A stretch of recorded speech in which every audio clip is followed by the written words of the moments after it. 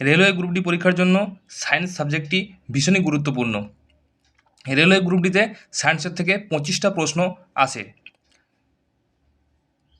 রেচনতন্ত্র chapter থেকে আমরা 50টি প্রশ্নের প্র্যাকটিস করব।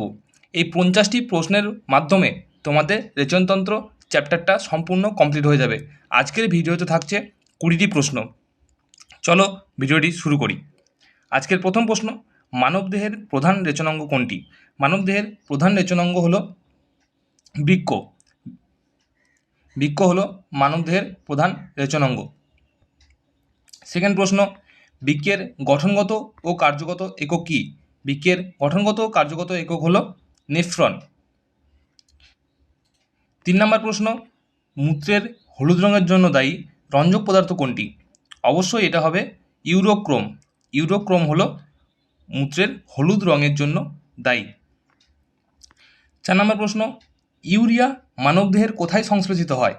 ইউরিয়া মানবদেহের কোথায়? অবশ্যই এটা বৃক্কে সংশ্লেষিত হয়। হেনলির লুপ কোথায় অবস্থিত? হেনলির লুপ বৃক্কে অবস্থিত।